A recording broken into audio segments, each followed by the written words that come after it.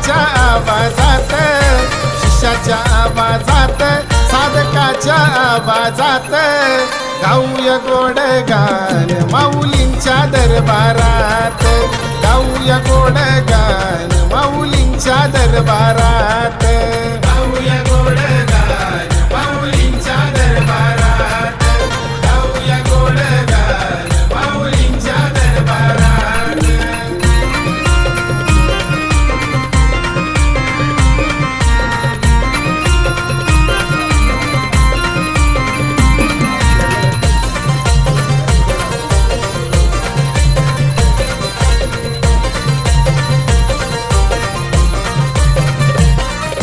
रत्नागिरी जिल्ह्याला तेव्हा नानीज गावाला